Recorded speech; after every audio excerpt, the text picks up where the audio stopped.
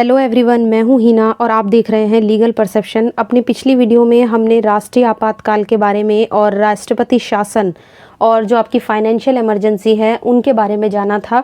लेकिन जो national emergency पे हमारा वीडियो था वो बिल्कुल अलग था, लेकिन जो राष्ट्रपति शासन, जो प्रेसिडेंट रूल था या जो फाइनेंशियल इमरजेंसी थी, उस पर मैंने एक वीडियो पहले ही बना दिया है। अगर आपने उन वीडियोस को नहीं देखा है तो ज़रूर देखिए, वीडियो काफ़ी हेल्पफुल है। तभी आप इन दोनों के बीच में जो टॉपिक मैं आज डिस्कस करना चाह रही हूँ, दोनों के बीच में अंतर का, कि नेशनल इमरजेंसी और राष्ट्रपति शासन दोनों में क्या अंतर है, तभी वो चीज़ आपको क्लियर हो पाएगी।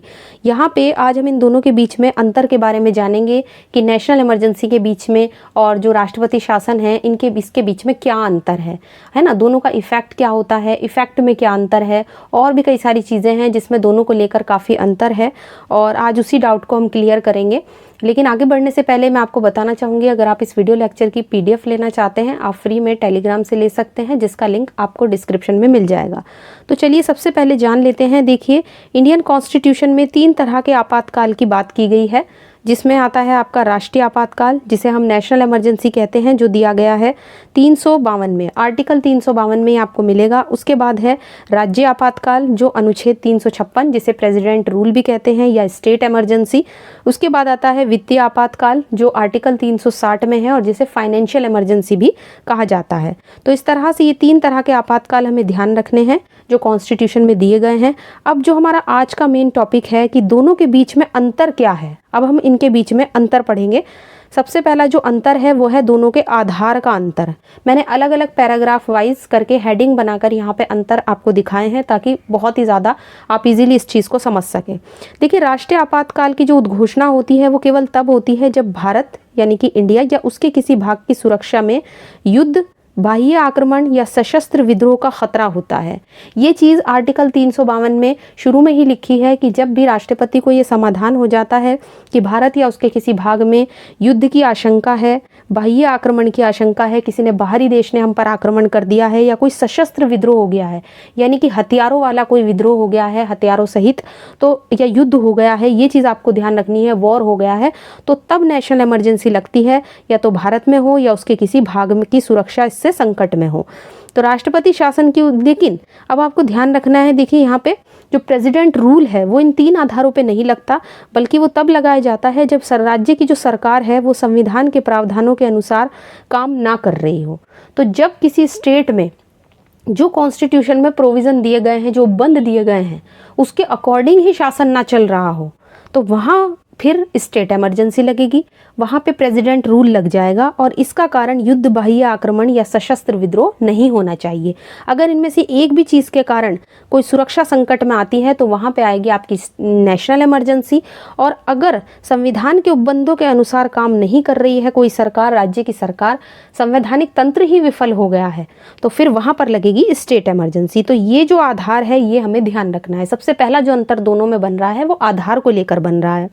दूसरा जो अंतर है वो है इफेक्ट को लेकर, है ना, प्रभाव क्या होता है। देखिए, राष्ट्रीय आपातकाल जब लगता है तो उसकी घोषणा के बाद जो राज्य विधायिका है, जो स्टेट की लेजिस्लेचर है, जिस तरह से लोकसभा होती है सेंटर में, उसी तरह से विधायिका होती है हमारी स्टेट लेवल पर, है ना, वो या कार्यपालिका स्टेट की, वो संविधान के प्रावधानों के अनुसार ही, अंतर्गत ही कार्य करती रहती है। इसका प्रभाव ये होता है कि राज्य की विधायी और प्रशासनिक शक्तियाँ केंद्र को मिल जाती हैं। यानी कि जब नेशनल इमरजेंसी लगती है तो स्टेट के पास जो भी विधायी या कार्यपालिका शक्ति थी, है ना, राज्य की, वो सब किसके पास चली जाती है, सेंटर के पास चली जाती है। जबकि जब प्रेसिडेंट रूल लगता है तो राज्य कार्यपालिका जो है वो आपकी बर्खास्त हो जाती है। राज्य विधायिका जो होती है जो कानून बनाती है और कार्यपालिका कानूनों को लागू करती है। ये चीज़ भी जानना बहुत ज़रूरी है कि विधायिका का काम क्या है और कार्यपालिका का काम क्या है।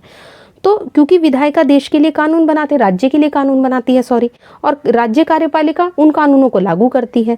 तो कार्यपालिका तो सिर्फ बर्खास्त होती है और विधायिका जो है वो निलंबित होती है या विघटित हो जाती है। अब राष्ट्रपति राज्यपाल के माध्यम से राज्य का प्रशासन चलाता है और संसद जो है वो राज्य के लिए कानून बनाती है। तो ये दोनों प्रभाव होते हैं।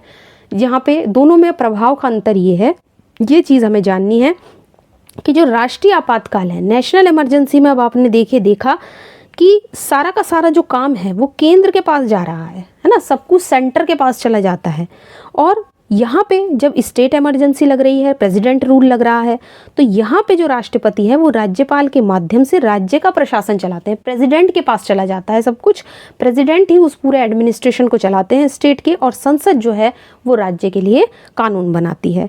तो ऐसा हो जाता है जब प्रेसिडेंट रूल लगता है। उसके बाद आता है तीसरा अंतर है आपका नियम बनाने की शक्ति, यानी कि जो रूल्स बनाते हैं उसको चलाने के लिए वो कौन बनाएगा।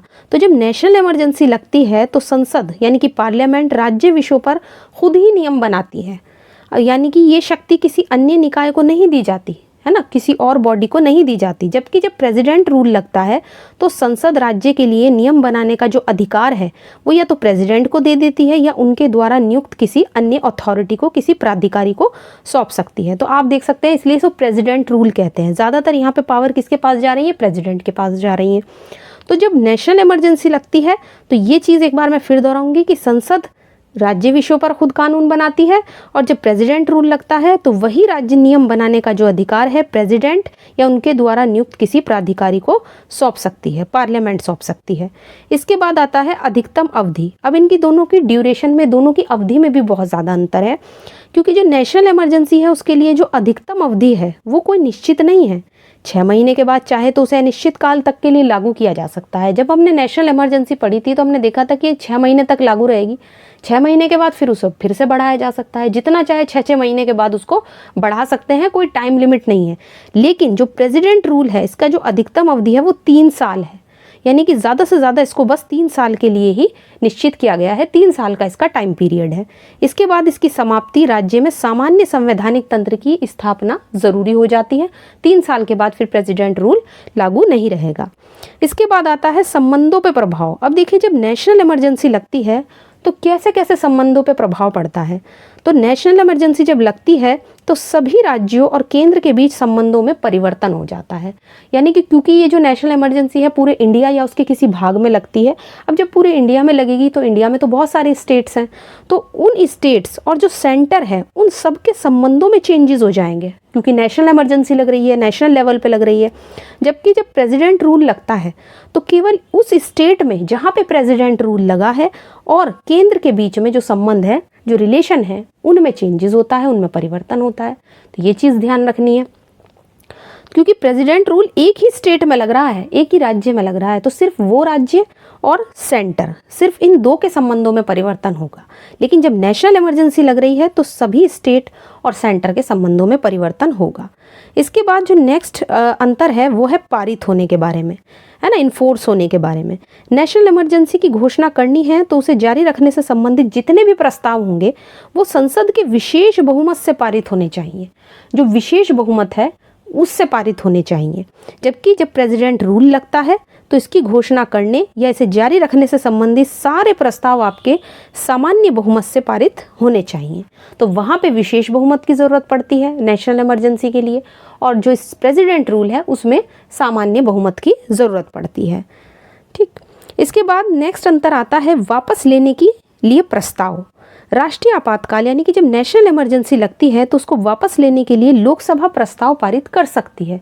लोकसभा जब प्रस्ताव पारित कर देती है कि अब नेशनल इमरजेंसी को वापस ले लेना चाहिए तो वो वापस हो जाती है। जबकि जब प्रेसिडेंट रूल लगता है तो इसके लिए ऐसा कॉन्स्टिट्यूशन में कोई प्रावधान नहीं है, इसे सिर्फ कौन ले सकता है वापस, सिर्फ प्रेसिडेंट ही इसको वापस ले सकते हैं। तो ये चीज़ हमें ध्यान रखनी है कि नेशनल इमरजेंसी के लिए प्रस्ताव लोकसभा भी पास कर सकती है, बट प्रेसिडेंट रूल के लिए ऐसा कोई प्रोविज़न नहीं है।